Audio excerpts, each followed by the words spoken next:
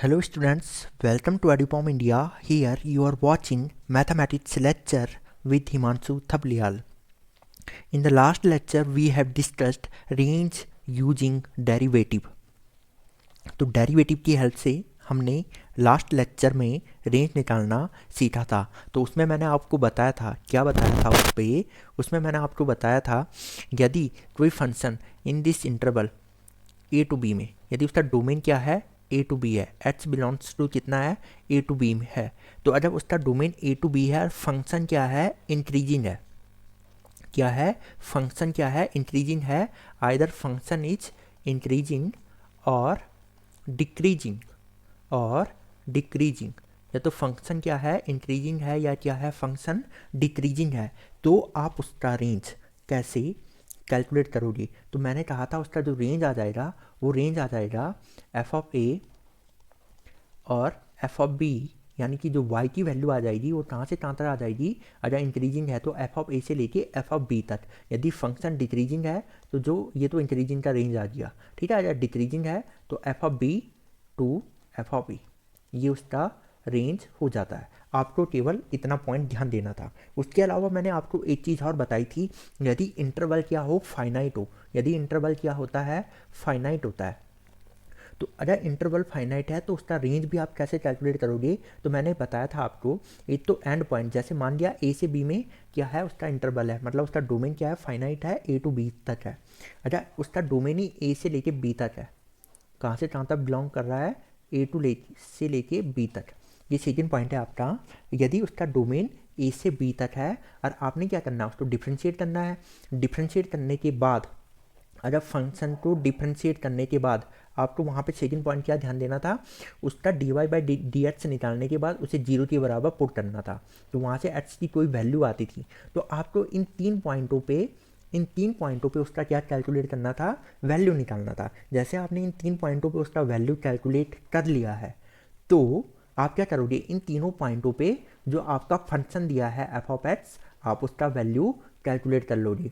जो value in तीनों में से मिनिमम होगी वो मिनिमम हो जाएगी, और जो मैक्सिमम होगी वो सबसे ग्लोबली मैक्सिमम हो जाएगी। तो रेंज कहाँ से कहाँ तक हो जाएगा, मिनिमम से लेके मैक्सिमम तक। चलो अब हम आगे बढ़ते हैं। इससे पहले मैं आपको एक पॉइंट नोट करवा रहा हूँ, ये वाला पॉइंट इंपॉर्टेंट है। हो सकता है जैसे इस चीज़ के लिए अगर आपको फंक्शन डायरेक्टली पता चल जाए कि रिजल्टेंट फंक्शन इंक्रीजिंग है, तो उसके डोमेन के एंड पॉइंट देखोगे, वहाँ से डोमेन के एंड पॉइंट जैसे ए एंड बी देखा आपने, केवल उसकी हेल्प से आप रेंज कैलकुलेट कर सकते हो। तो चलो अब नोट पे आ जाते हैं। तो हमने यहाँ पे नोट लिखा, फर्स्ट नोट, तो नोट है यहाँ पे आपका फर्स्ट नोट है। तो यहाँ पे हम आ रहे हैं फर्स्ट पॉइंट पे। फर्स्ट पॉइंट आपका क्या कहता है, फर्स्ट पॉइंट कह रहा है यदि एक फंक्शन इंक्रीजिंग है साथ में अगर उसके साथ कोई दूसरा फंक्शन भी इंक्रीजिंग में है, तो आप आंसर दोगे जो उनका रिजल्टेंट फंक्शन आएगा, मतलब उन दोनों से मिलके जो बना है वो भी क्या हो जाएगा, इंक्रीजिंग हो जाएगा। जैसे लेट सपोज अगर मैं आपको बोलूँ, जैसे हमारे पास है यहाँ पे sine inverse x plus e to the power x, कितना लिया है मैंने यहाँ पे sine inverse x e to the power x, दोनों के दोनों होते हैं इंक्रीजिंग, तो इंक्रीजिंग प्लस इंक्रीजिंग, तो ये पूरा फंक्शन क्या हो जाएगा, इंक्रीजिंग हो जाएगा। इसके बाद जो सेकंड पॉइंट है आपका, यदि मैं एक डिक्रीजिंग देता हूँ, ठीक है, और इसके साथ क्या लिया मैंने, दूसरा भी डिक्रीजिंग दिया, और दोनों फंक्शन क्या है, ऐड हो रहे हैं, तो जो रिजल्टेंट आएगा वो भी क्या हो जाएगा, यहाँ पे वो डिक्रीजिंग हो जाता है, वो भी क्या हो जाता है, डिक्रीजिंग हो जाता है। तो इसके लिए एग्जाम्पल लेते हैं हम, जैसे मैंने e to the power minus x लिया है, ठीक है, और कॉस इनवर्स एक्स लिया है, तो ये भी डिक्रीजिंग फंक्शन है, ये भी क्या है, डिक्रीजिंग है। तो जो रिजल्टेंट आएगा वो भी क्या है, ये पूरा का पूरा फंक्शन क्या हो जाएगा, डिक्रीजिंग हो जाएगा। थर्ड लेते हैं हम यहाँ पे। इसके बाद हमने लिया यहाँ पे इंक्रीजिंग इनटू इंक्रीजिंग, हमने थर्ड पॉइंट क्या लिया, एक फंक्शन इंक्रीजिंग है उसके साथ एक दूसरा फंक्शन इंक्रीजिंग हो रहा है, तो अगर इन दोनों को मल्टीप्लाई किया जाए तो रिजल्टेंट फंक्शन जो बनेगा वो क्या आएगा। तो हम इसको क्या करेंगे, इसके बारे में हम ये नहीं कह सकते कि इंक्रीजिंग आएगा या डिक्रीजिंग आएगा, इसके बारे में हम नहीं बता पाएंगे कि इंक्रीजिंग आएगा या डिक्रीजिंग आएगा जब तक कि हमें फंक्शन ना दिया जाए। तो इसके बारे में हम डायरेक्ट आंसर नहीं दे सकते, तो जस्ट ऑब्जर्वेशन से हम ये नहीं बता पाएंगे फंक्शन इंक्रीजिंग है या डिक्रीजिंग है। तो यहाँ पे ऐसे हमने लिखा generally we can't see, we can't comment, हम कमेंट नहीं करेंगे इस पे कमेंट नहीं करेंगे। एक छोटा सा एग्जांपल, ये इंक्रीजिंग होता है एक्स, दूसरा भी इंक्रीजिंग है, तो जो इनका रिजल्टेंट आएगा वो भी क्या आ जाएगा, ये क्या आया, ये जो रिजल्टेंट आया क्या आया, एक्स स्क्वायर। तो एक्स इंक्रीजिंग होता है, हाँ होता है, ये एक्स भी इंक्रीजिंग होता है, पर एक्स स्क्वायर तो मोनोटोनिक नहीं है, वो किसी इंटरवल में वो क्या होता है, डिक्रीजिंग होता है, किसी इंटरवल में वो क्या होता है, इंक्रीजिंग होता है। तो हम क्या कहेंगे, ना तो ये इंक्रीजिंग है ना डिक्रीजिंग है। This function x square is neither increasing not decreasing, ठीक है, ये मोनोटोनिक नहीं है। तो हम इसके बारे में कह नहीं सकते, वो विद द हेल्प ऑफ हमारा क्या आएगा, जब हम फंक्शन हमें दिए जाएंगे तब हम बता पाएंगे कि इंक्रीजिंग है या डिक्रीजिंग है। अब जैसे अब फोर्थ आ गया आपका, फोर्थ पॉइंट है आपका, मैंने लिया लेट सपोज कोई इंक्रीजिंग फंक्शन है, उसके बाहर लगा दिया मैंने माइनस साइन, तो ये क्या बन जाएगा, ये बन जाएगा डिक्रीजिंग। एक छोटा सा एग्जांपल लेते हैं, जैसे y is equal to x square, तो आप जानते हो ऐसा बनता है।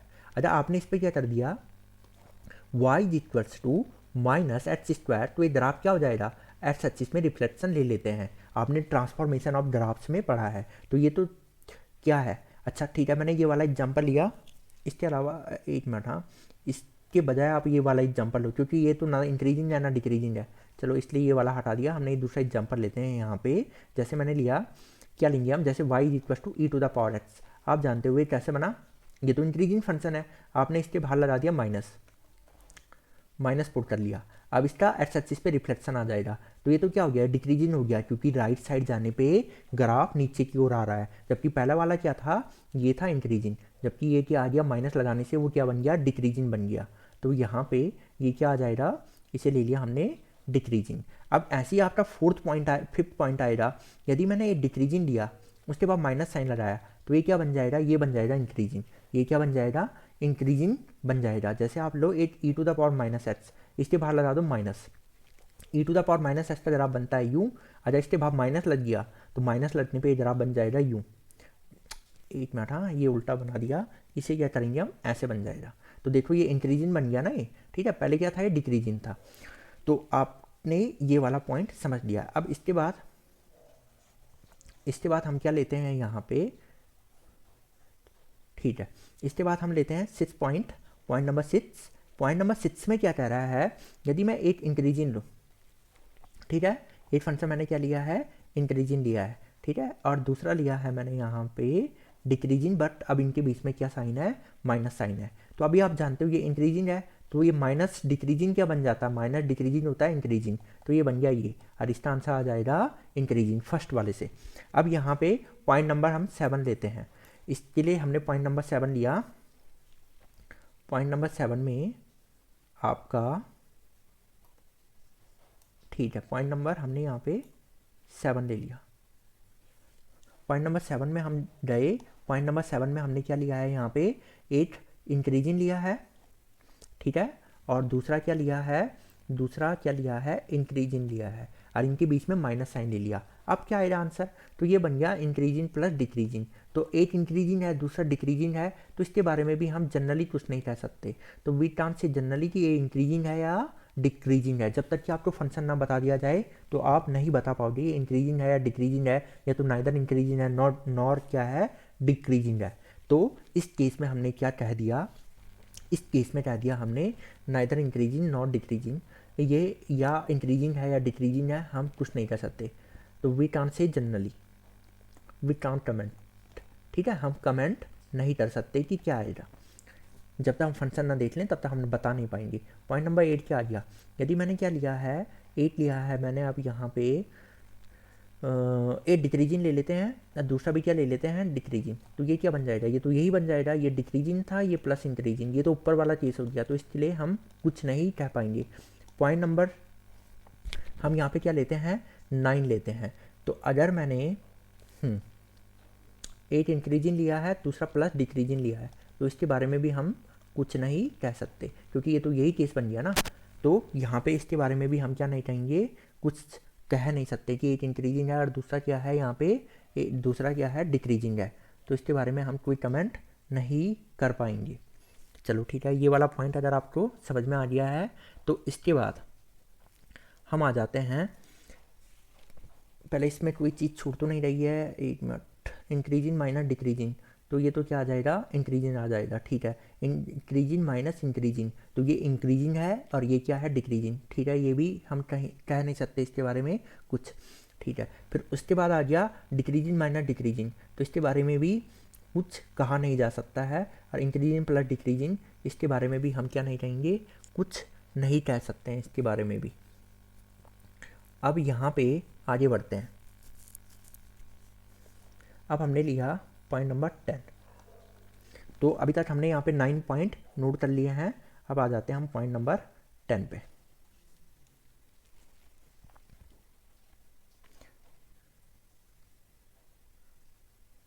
ठीक है, पॉइंट नंबर 10 आपका ये कह रहा है, पॉइंट नंबर 10 है आपका कि अगर मैं एक इंक्रीजिंग फंक्शन लूँ, इसके अंदर मैं एक दूसरा इंक्रीजिंग फंक्शन ले लूँ, एक इंक्रीजिंग लिया है, दूसरा इसके अंदर क्या ले लिया है, इंक्रीजिंग, मतलब अगर मैं कंपोजिट फंक्शन की बात करूँ, मतलब एक एफ है दूसरा जी है, यानी कि आपने क्या लिया है, f of g of x लिया है, f of g of x लिया है, तो ये फंक्शन क्या आएगा, तो ये वाला फंक्शन क्या आएगा आपको ये बताना है। तो यहाँ पे देखो इंक्रीजिंग के अंदर क्या है, यहाँ पे एक इंक्रीजिंग फंक्शन दिया है, तो अब ये रिजल्टेंट क्या आएगा। अब इंक्रीजिंग का मतलब मैंने आपको कल बताया था, अगर कोई फंक्शन f यदि इंक्रीजिंग है, f क्या होता है इंक्रीजिंग, तो f डैश 0 आता है, यदि f क्या है इंक्रीजिंग है, तो यहाँ पे इसे साइड में लिख लेते हैं, एक पॉइंट समझो यहाँ पे, यदि f क्या है इंक्रीजिंग है तो f डैश क्या आता है, ग्रेटर देन 0। मैंने कहा g क्या है इंक्रीजिंग है, तो g डैश क्या आ जाएगा, ग्रेटर देन 0। यदि मैंने कहा f डिक्रीजिंग है तो f डैश क्या आ जाएगा, ये आ जाएगा लेस देन 0। यदि क्या है एफ जी क्या है डिक्रीजिंग है, तो जी डैश क्या आ जाता है, लेस देन 0। अब वो जैसे f of g of x दो फंक्शन के बारे में पूछ रहा है, ये कंपोजिट है क्योंकि एफ के आर्गुमेंट में यहाँ पर जी ऑफ एक्स है।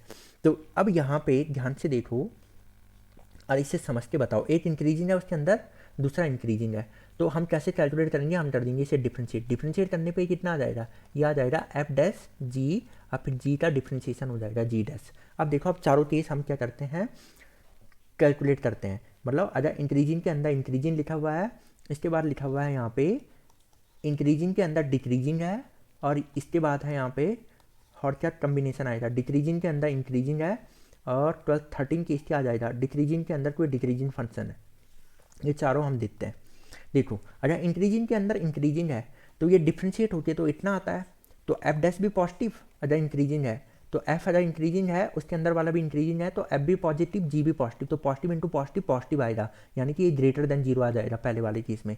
ग्रेटर देन 0 का मतलब ये जरूर क्या रहा होगा, इंक्रीजिंग रहा होगा, तो ये वाला फंक्शन इंक्रीजिंग हो गया यहाँ पे। अब इंक्रीजिंग के अंदर क्या है, डिक्रीजिंग है, तो यानी कि एफ डैश तो पॉजिटिव आएगा, बट जी डैश क्या आ जाएगा, जी डैश लेस देन 0 आ जाएगा। अगर जी डैश लेस देन 0 है तो पॉजिटिव इंटू नेगेटिव, यहाँ पे ध्यान दिया, पॉजिटिव इंटू नेगेटिव, नेगेटिव आएगा यानी कि लेस देन 0, यानी कि f of g of x यहाँ से डिक्रीजिंग हो जाएगा। ठीक है, अब यहाँ पे है डिक्रीजिंग के अंदर है इंक्रीजिंग, डिक्रीजिंग फंक्शन के अंदर है इंक्रीजिंग, तो बाहर वाला डिक्रीजिंग है तो एफ डैश तो क्या आ जाएगा, लेस देन 0, और जी डैश आ जाएगा, क्योंकि जी इंक्रीजिंग है तो जी डैश पॉजिटिव आ जाएगा। तो नेगेटिव इंटू पॉजिटिव क्या होता है, नेगेटिव मतलब लेस देन 0, लेस देन 0 मतलब f of g of x decreasing है। अब ये है negative f of g of x, तो f dash negative g dash negative, तो यानी कि नेगेटिव नेगेटिव पॉजिटिव, तो ये क्या हो गया, इंक्रीजिंग हो गया। तो यहाँ से हमें क्या पता चला, यहाँ से हमें पता चला यदि इंक्रीजिंग के अंदर इंक्रीजिंग है तो आंसर इंक्रीजिंग आता है, इंक्रीजिंग के अंदर डिक्रीजिंग है या डिक्रीजिंग के अंदर इंक्रीजिंग है, यदि कोई भी एक डिक्रीजिंग हो गया तो आंसर क्या आ जाएगा, डिक्रीजिंग, जो रिजल्टेंट फंक्शन आएगा वो क्या हो जाएगा, डिक्रीजिंग। अगर दोनों के दोनों डिक्रीजिंग है, डिक्रीजिंग के अंदर कोई अगर डिक्रीजिंग फंक्शन दिया है तो रिजल्टेंट आ जाता है इंक्रीजिंग। अब तुम इसे ऐसे भी ध्यान रख सकते हो कि दो पॉजिटिव मल्टीप्लाई होते हैं, जैसे पॉजिटिव आते हैं ना, तो तुम पॉजिटिव के अंदर पॉजिटिव रखा है तो मतलब समझो पॉजिटिव है, नेगेटिव पॉजिटिव नेगेटिव होता है तो मतलब डिक्रीजिंग आएगा, डिक्रीजिंग प्लस के अंदर अगर इंक्रीजिंग है तो नेगेटिव पॉजिटिव क्या होता है, नेगेटिव और पॉजिटिव होता क्या है, नेगेटिव होता है, तो तुम ऐसे में याद रख लो, नेगेटिव नेगेटिव पॉजिटिव होता है, जैसे प्लस माइनस के मल्टीप्लाई में रूल चलते हैं ना, वैसे में तुम इसे याद रख लो। तो ये तो था। अब इसके बेसिस पे क्वेश्चन हम कैसे कर सकते हैं सुपर फास्ट, तो एक छोटा सा मैं एग्जाम्पल देता हूँ, फिर यहाँ पे देखते हैं। चलो कुछ भी बना लो क्वेश्चन, जैसे हमने बना दिया क्वेश्चन बना देते हैं हम। जैसे बना दिया यहाँ पे साइन इनवर्स, हमने कितना बना दिया यहाँ पे, sine inverse x plus e to the power x, हमने ये बना दिया। अब उसने कहा कि इसका रेंज कैलकुलेट करना है, तो with the help of this हम इसका रेंज आसानी से क्या कर सकते हैं, कैलकुलेट कर सकते हैं। तो कैसे करेंगे कैलकुलेट, तो यहाँ पे देखो, तो सबसे पहले क्वेश्चन ले रहे हैं हम e to the power x into sine inverse x, ठीक है। तो चलो पहले उससे भी पहले एग्जाम्पल ले रहे हैं, ई टू द पावर एक्स, यहाँ पे लिया मैंने साइन इनवर्स एक्स, इसका रेंज पूछा उसने। इसका क्या पूछा उसने, रेंज पूछा है। तो सिंपल है, आप जानते हो ये इंक्रीजिंग होता है, ये भी क्या होता है, ये भी होता है इंक्रीजिंग, तो रिजल्टेंट आएगा इंक्रीजिंग। तो क्यों ना हम इनका डोमेन ही निकाल दें। ई की पावर एक्स का डोमेन होता है e to the power x, इसका डोमेन कितना हो गया, e to the power x का डोमेन जो होता है आपका वो होता है R, e to the power x का डोमेन होता है आर। साइन इनवर्स एक्स, इसका डोमेन क्या होता है, इसका होता है -1 to 1। तो ये -1 to 1 में क्या होता है, इंक्रीजिंग होता है। तो इन दोनों के बीच में इंटरसेक्शन, मैंने कहा था अगर आपको दो फंक्शन दिए हैं डोमेन में बताया था, तो अगर उनका डोमेन कैलकुलेट करना है तो इनके बीच में ले लो इंटरसेक्शन, तो आप पूरे फंक्शन का डोमेन कैलकुलेट कर सकते हो। तो आर -1 में डोमेन कितना आ जाएगा, -1 to 1 आ जाएगा। तो यहाँ से आपको पता चला इसका डोमेन -1 to 1 है, और आपको मालूम है रिजल्टेंट इंक्रीजिंग है। तो मैंने बताया था जब इसको मैंने एफ ऑफ एक्स कहा है तो इसका रेंज कितना आ जाएगा, एफ ऑफ एक्स की जो वैल्यू आ जाएगी वो बिलोंग्स टू हो जाएगा। मैंने कहा था मिनिमम पे कैलकुलेट कर लेना और मैक्सिमम पे कैलकुलेट कर लेना। तो बस यही इसका क्या हो जाएगा, रेंज। हम ऐसा क्यों बता पाए, क्योंकि इंक्रीजिंग है, कहीं पे भी ऐसा नहीं है कि पहले ऊपर जा रहा है फिर नीचे आ रहा है, ऐसा नहीं हुआ है, ये कंटिन्यूस इंक्रीजिंग है। तो इस पर जो वैल्यू आ रही है, इस पर जो वैल्यू आ रही है, यही इसका रेंज हो जाएगा, यही वाली वैल्यू में इसकी क्या हो जाएंगी, रेंज हो जाएंगी। तो यही सबसे मिनिमम वैल्यू दे रहा है, यही सबसे मैक्सिमम वैल्यू दे रहा है। अगर ऐसा हो रहा है तो तभी ऐसा होता है। -1 पे कितना आ जाएगा, ये आ जाएगा e to the power -1, sine inverse -1 होता है आपका -π/2, तो ये आ गया। और एफ ऑफ 1 पे कितना हो जाएगा, ई प्लस ये हो जाएगा साइन इनवर्स 1, ये हो जाएगा π/2।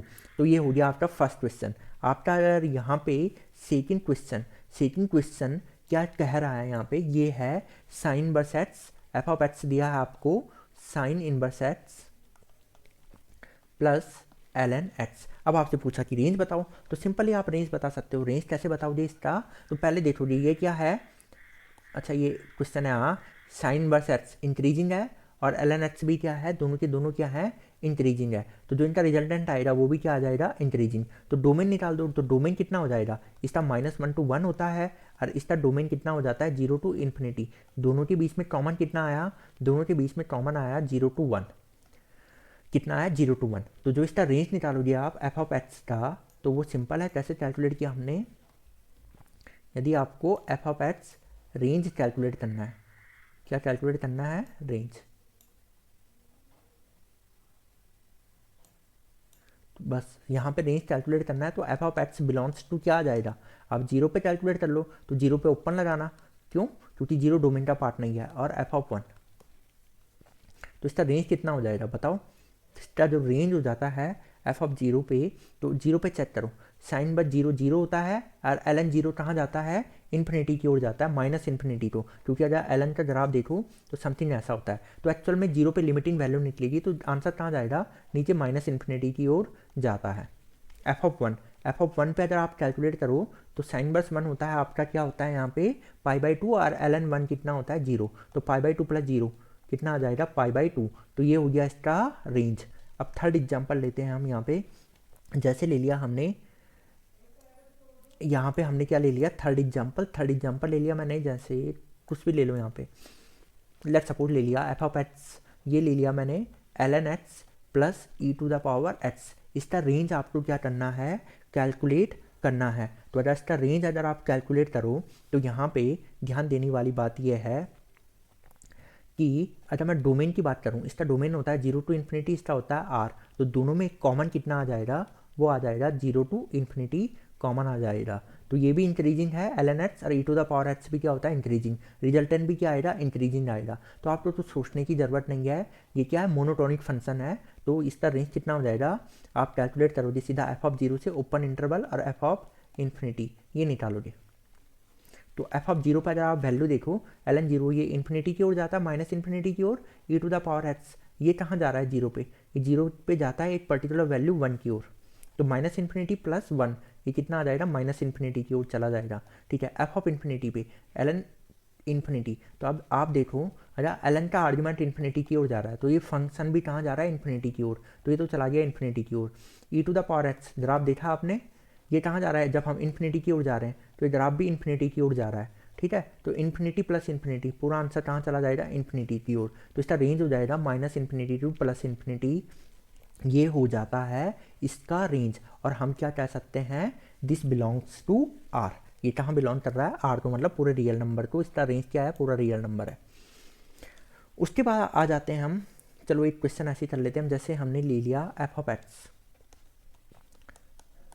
ये है एक्स ln एक्स, चलो एक क्वेश्चन हमने ऐसे रैंडम ले लिया है, एफ ऑफ एक्स क्या है यहाँ पे, एक्स इंटू ln एक्स। अब आप जानते हो ये तो इंक्रीजिंग होता है, ln एक्स भी क्या होता है, increasing, y equals to x कैसे बनता है, ऐसे, और ln एक्स कैसे बनता है, ln एक्स भी ऐसे बनता है, तो दोनों के दोनों तो इंक्रीजिंग फंक्शन है। तो अब रेंज कैसे कैलकुलेट करेंगे, क्योंकि मैंने बताया था इंक्रीजिंग इंटू इंक्रीजिंग क्या होता है, तो अगर आपको याद हो अभी ऊपर, तो आपने ये देखा था, अच्छा कहाँ जाओ, अच्छा हाँ यहाँ पे लिखाया था मैंने, increasing into increasing, generally we can't comment, हम कमेंट नहीं करते हैं कि क्या आएगा, इंक्रीजिंग आएगा या डिक्रीजिंग आएगा या कुछ भी नहीं आएगा।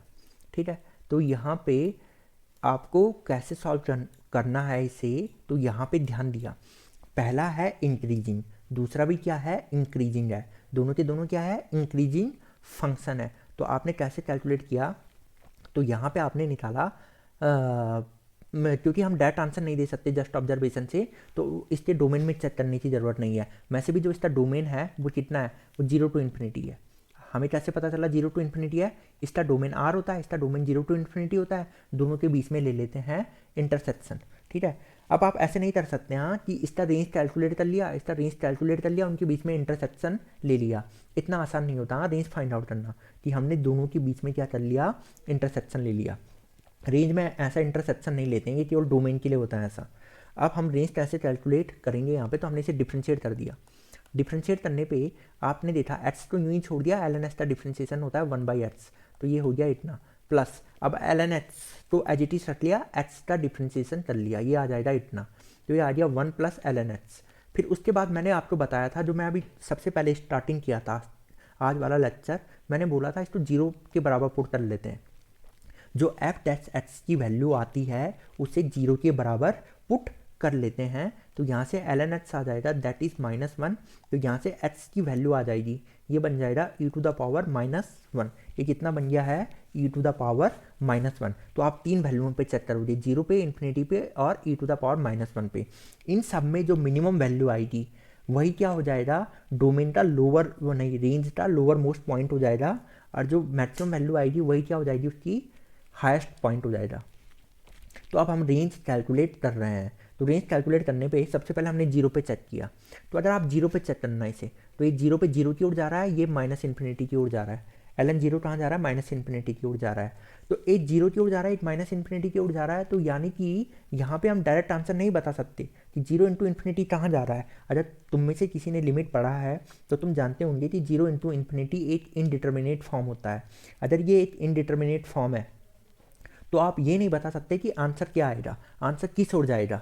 तो इसके लिए हम क्या करेंगे, यहाँ पे दिया है एफ ऑफ एक्स, यहाँ पे आपको क्या गिवन है, एफ ऑफ एक्स दिया है, ये कितना है, एक्स इंटू ln एक्स, यहाँ पे दिया है, ये दिया है ना, तो हम इसका लिमिटिंग वैल्यू निकालेंगे कहाँ पे, जीरो पे, limit x tends to zero पे इसका लिमिटिंग वैल्यू निकालेंगे। तो निकाल दो इसका लिमिटिंग वैल्यू, तो जीरो पर अगर आप चेक करो, तो जीरो पर अगर मैं इसका लिमिटिंग वैल्यू निकालूँ, limit x tends to zero x ln x, ये हो रहा है जीरो इंटू इन्फिनिटी फॉर्म, यानी कि इनडिटर्मिनेट है। तो इसे कैसे कैलकुलेट करोगे, आपने क्या किया, limit x tends to zero ln x by x, तो ये है ln जीरो इन्फिनिटी, और ये कितना है, वन अपॉन एक्स, आपने नीचे भेज दिया ना एक्स को, ये बन गया वन अपॉन एक्स। तो अगर आप देखो तो जीरो पे अगर इसकी वैल्यू कैलकुलेट करो, इसकी वैल्यू क्या करो, जीरो पे कैलकुलेट करो, तो जीरो पे अगर इसका वैल्यू कैलकुलेट करोगे आप, ठीक है, तो आप देखोगे कि ये इन्फिनिटी बाई इन्फिनिटी का फॉर्म बन रहा है। अभी भी क्या है, ये इनडिटर्मिनेट फॉर्म है। तो अगर इन्फिनिटी बाई इन्फिनिटी फॉर्म बना तो आप इस पर एल हॉस्पिटल अप्लाई कर सकते हो। एल हॉस्पिटल क्या कहता है, ऊपर वाले फंक्शन का अलग से डिफ्रेंशिएशन कर दो, नीचे वाले फंक्शन का अलग से डिफ्रेंशिएशन कर दो। तो limit h tends to zero, l n x का डिफ्रेंशिएशन हुआ 1/x। अब 1/x का जो डिफ्रेंशिएशन होता है वो होता है -1/x²। इससे कैंसिल आउट, x कहाँ चला जाएगा, ऊपर की ओर। तो limit x tends to zero, ये हो जाएगा -x। अब देखो आप जीरो पे कहाँ जा रहा है, ये तो जीरो की ओर जा रहा है। ये जीरो पे कहाँ जा रहा है, ये जीरो की ओर जा रहा है। तो जीरो की ओर जाने से मतलब इसका लिमिटिंग वैल्यू जीरो पे कितना आया, जीरो आया है। सेम वे आप इन्फिनिटी पे चेक करो, इन्फिनिटी पे क्या आ रहा है। तो अगर एफ ऑफ एक्स आप किस पे कैलकुलेट करोगे, इन्फिनिटी पे, तो इन्फिनिटी पे भी आपको लिमिटिंग वैल्यू कैलकुलेट करना पड़ेगा एफ ऑफ एक्स का। तो लिमिटिंग वैल्यू निकाल रहे हो आप x tends to infinity x into l n x. अब देखो x कहाँ जा रहा है, इन्फिनिटी की ओर जा रहा है। तो एल एन इन्फिनिटी भी कहाँ है, इन्फिनिटी की ओर जा रहा है। तो यहाँ पे एक वैल्यू इन्फिनिटी की ओर जा रही है, दूसरी वैल्यू भी इन्फिनिटी की ओर जा रही है। तो ये कोई इंडिटर्मिनेट फॉर्म नहीं होता है। पूरा आंसर कहाँ चला जाएगा, पूरा आंसर चला जाएगा इन्फिनिटी की ओर। पूरा आंसर कहाँ चला गया, इन्फिनिटी की ओर। तो यानी कि इन्फिनिटी पे ये कहाँ जा रहा है, इन्फिनिटी वैल्यू की ओर जा रहा है, मतलब इन्फिनिटी की ओर अप्रोच कर रहा है y का वैल्यू। अब इसके बाद आप यहाँ पे ध्यान दो, ये तीसरा पॉइंट आया था आपका, d y by d x zero कहाँ पे हुआ था, e⁻⁻1 पे d y by d x क्या हो रहा था, जीरो हो रहा था। तो जीरो e⁻⁻1 पे हुआ था, तो एफ ऑफ e⁻⁻1 वाली वैल्यू भी आप कैलकुलेट कर लो। तो ये था आपका x के प्लेस पे कितना डालोगे, e⁻⁻1, और एल एन यहाँ x के प्लेस पे भी e⁻⁻1। तो ये हो जाएगा 1/e, और ये माइनस तो आगे शिफ्ट हो जाएगा, और एल एन ई कितना होता है, वो होता है 1। तो इसकी मिनिमम वैल्यू तो आ रही है, देखो इसकी तीन वैल्यू आई। ये तो एफ ऑफ e⁻⁻1 ये कितना आया, -1/e आया है। एफ ऑफ जीरो अगर आपने कैलकुलेट किया है तो ये कितना आ गया था, जीरो आ गया था। और आपने तीसरी चीज़ कैलकुलेट की थी एफ ऑफ इन्फिनिटी, तो ये पूरा आंसर कहाँ जा रहा था, इन्फिनिटी की ओर जा रहा था। तो मिनिमम वैल्यू ये आई, और मैक्सिमम वैल्यू कहाँ जा रही है, इन्फिनिटी की ओर अप्रोच कर रही है। तो रेंज ही कितना हो गया इसका, रेंज, तो रेंज हो गया इसका जहाँ पे y बिलोंग्स टू, यानी कि f of x belongs to कितना हो जाएगा, -1/e, कितना हो जाएगा, -1/e से लेके इन्फिनिटी तक। वैसे आप इसका ग्राफ भी प्लॉट कर सकते हो कि इसका ग्राफ कैसे बना। तो अगर मैं रफ आइडिया दे दूं, क्योंकि इसका डोमेन क्या है, जीरो से इन्फिनिटी है। क्या है इसका डोमेन, 0 टू इन्फिनिटी है। तो यहाँ से जीरो से इन्फिनिटी इधर साइड ग्राफ आएगा। देखो इसकी मिनिमम वैल्यू मिली है आपको e⁻⁻1 पे, यानी कि 1/e पे इसकी मिनिमम वैल्यू मिली है -1/e। तो वो आएगी इस साइड समथिंग ऐसे, ये ग्राफ चला जाएगा ऐसे। जो ग्राफ बनेगा वो ऐसे बनेगा। आप ग्राफिंग कैलकुलेटर में इस ग्राफ को देख सकते हो, ग्राफ समथिंग ऐसा जा रहा होगा। ये वाली वैल्यू क्या आ रही होगी, ऐसी आ रही होगी। तो ये आ गया आपका ये आंसर, ठीक है। तो यहाँ पे हमने इससे रिलेटेड कुछ क्वेश्चन, यहाँ पे डेरिवेटिव से रिलेटेड कुछ क्वेश्चन हमने यहाँ पे क्या किए हैं, सॉल्व किए हैं। तो यहाँ तक आई होप आपको समझ में आ गया होगा कि कैसे डील करना है हमें अगर कुछ फंक्शन आपको दिए हैं। अभी हम कुछ मिसलेनियस करेंगे, तो वहाँ पे कुछ और तब प्रॉब्लम है, हम यहाँ पे डील करेंगे कि उन्हें कैसे रेंज को कैसे कैलकुलेट किया जाता है।